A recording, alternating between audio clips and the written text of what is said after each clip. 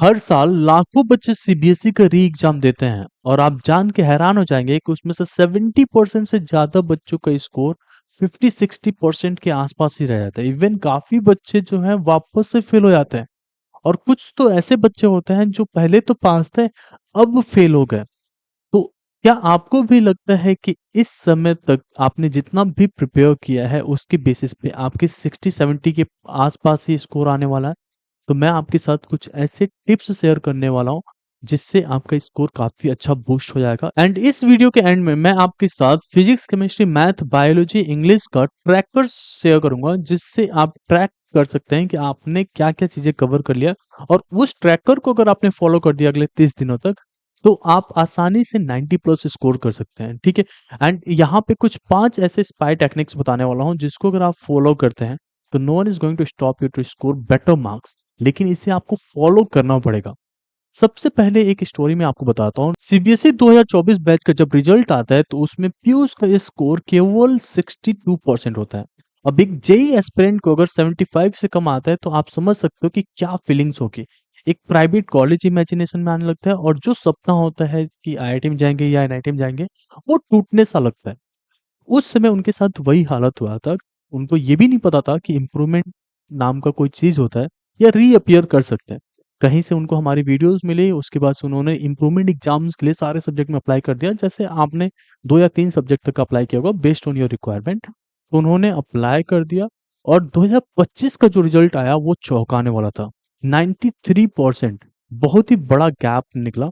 और उससे ये पता चलता है कि कोई भी कुछ भी स्कोर कर सकता है, बट एक फॉलो करना पड़ता है स्ट्रैटेजी। ऐसा बिल्कुल नहीं है कि आप बिना हार्डवर्क किए इस तरीके के स्कोर अचीव कर सकते हैं। स्मार्ट वर्क के साथ साथ हार्डवर्क करना भी बहुत जरूरी है। अभी मैं आपके साथ स्पाई टेक्निक शेयर करने वाला हूँ, 5 ऐसे टिप्स जो एक स्पाई यूज करते हैं अपने मिशन को अकॉम्प्लिश करने के लिए, और वैसा ही आपको करना पड़ेगा। ठीक है। सबसे पहले आपको क्रिएट करना पड़ेगा एक वार रूम। मतलब अब एक ऐसा सिचुएशन 1 महीने के लिए रखना पड़ेगा जहां पे आप फुल्ली फोकस्ड हो। मतलब अभी आपको कुछ नहीं दिखता है, एक ही चीज दिखता है, आपका एग्जाम। क्योंकि वहीं से आपका करियर सेट होना है और वहीं से सब लोग आपको जज करने वाले हैं। तो सबसे पहले आपको होना है फोकस। जैसे समझो कि आपके आसपास सब आपके दुश्मन हो गए हैं, अभी उन सब चीजों को आपको कैसे करके एलिमिनेट करना है। मतलब कोई भी डिस्ट्रैक्शन वाली चीजें आपके साथ नहीं होना चाहिए, जैसे इंस्टाग्राम वगैरह सब डीएक्टिवेट करना जरूरी है इस समय। दूसरा आपको ध्यान देना है कि आपको अगर कोई टॉपिक समझ नहीं आता, कोई चैप्टर्स बिल्कुल नहीं समझ में आता, तो उसको तो टारगेट पे लेना है। उसको छोटे छोटे पीसेस में ब्रेक करो। मतलब जैसे अगर एक बड़ा चीज में अगर आपको प्रिपेयर करने के लिए कहूँ तो मुश्किल सा नजर आ सकता है, लेकिन अगर उसे पीसेस में ब्रेक डाउन कर दो और एक एक चीज को टुकड़ों में लेने के लिए कहा जाए तो आप आसानी से उसे मतलब सॉल्व कर सकते हो, उस प्रॉब्लम को सॉल्व कर सकते हो, उसे प्रिपेयर कर सकते हो। अगर आप एग्जाम्स के लिए प्रिपेयर कर रहे हो वैसा करना पड़ेगा। मैं आपको सबसे पहले वो शीट दिखाता हूँ जो मैं आप लोग के लिए तैयार किया था, जिससे आपके लिए थोड़ा और इजी हो जाएगा समझना कि मैं क्या आप लोग को बताना चाह रहा था। ठीक है। तो ये आपका जो है मैथ्स का, मैं एक पहले ले लेता हूँ। जैसे ये आपके मैथ्स के लिए, तो यहाँ पे हमने डेली रिचुअल्स तैयार किया है। 6 डेली रिचुअल्स हैं। इनको आपको सबसे पहले देखना है कि आपने ये चीज किया कि नहीं उस सब्जेक्ट में डेली। सबसे पहले आपका सेल्फ स्टडी होना चाहिए, ऑलमोस्ट 2 घंटे का सेल्फ स्टडी। मतलब इसमें आपका फोन की जरूरत नहीं है, आप खुद से प्रॉब्लम सॉल्व कर रहे हैं। ये मैथ्स का सब्जेक्ट है तो इस तरीके से, अदरवाइज आप दूसरे सब्जेक्ट से, मतलब एटलीस्ट आपको जो है 2 घंटे का सेल्फ स्टडी सब्जेक्ट वाइज करके करना है। फिजिक्स का ले लीजिए, केमिस्ट्री का ले लीजिए या मैथ्स का ले लीजिए। उसके बाद से आप देखिए कोई टॉपिक समझ में नहीं आता तो ऑब्वियसली टीचर्स की जो जरूरत पड़ेगी, तो उस टॉपिक्स का लेक्चर्स देख लो, ये होना चाहिए। उसके बाद से प्रैक्टिस करो। अपना एनसीईआरटी को प्रैक्टिस कर सकते हैं या किसी भी चीज को जो आप चाहते हो प्रैक्टिस करना।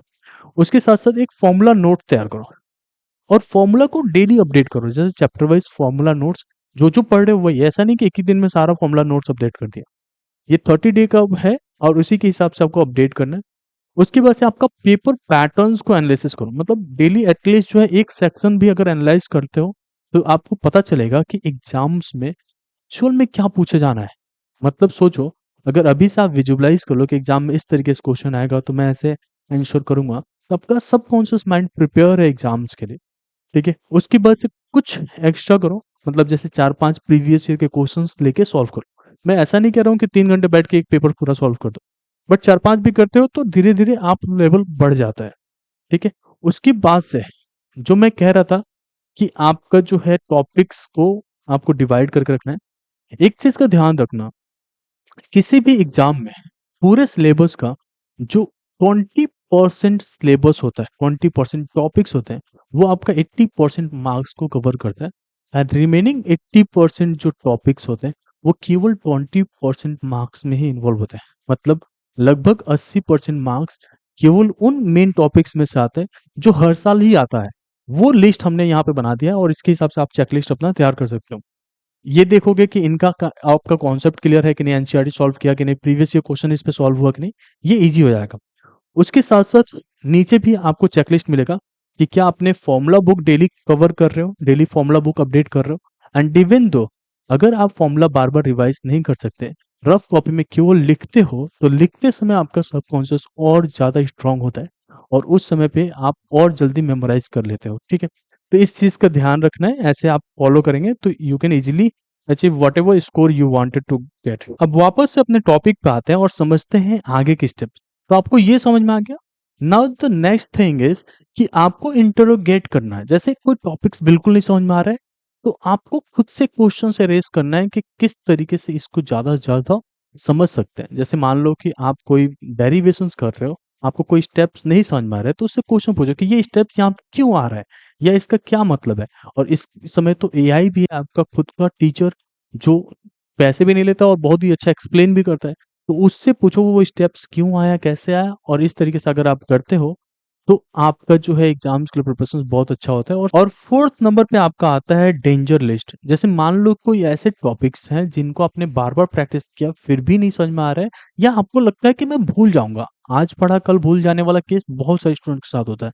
तो ऐसा लगता है तो इनका एक डेंजर लिस्ट तैयार करो, और इन टॉपिक्स को अगर लगता है एग्जाम्स में आता ही आता है ये, तो उसको बार बार प्रिपेयर करने की जरूरत है, बार बार रिवाइज करने की जरूरत है। मतलब एक वीक बाद प्रिपेयर रिवाइज किया, उसके बाद से फिर कुछ दिन बाद से रिवाइज किया, तो इससे ये जो है सॉलिडिफाई हो जाएगा, आपके दिमाग में एकदम से घुस जाएगा। और फिर एग्जाम में इमेजिन करो कि अगर ये क्वेश्चन आ गया, मतलब घर बैठे ही इमेजिन करना है आपको कि ये अगर क्वेश्चन आ गया तो किस तरीके से आप इसको आंसर करोगे।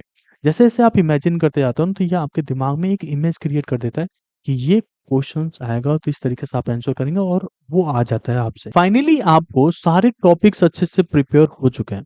अब जो लास्ट स्टेप आपका बचता है कि आप पूरे चैप्टर्स का एक आउटलाइन का इमेज बना लो। अपनी आँख को बंद करने के बाद से ट्राई करो ये समझना कि किस तरीके का क्वेश्चन आएगा तो मैं किस तरीके से आंसर करूँगा, क्या-क्या स्टेप्स फॉलो करूँगा, क्या-क्या फॉर्मूले यूज़ करूँगा। इससे जो है आप एकदम अच्छे से समझ जाते हो कि अगर एग्ज़ाम्स में कुछ भी आएगा, आप कर लेंगे, कुछ भी फिर बचेगा नहीं आपसे।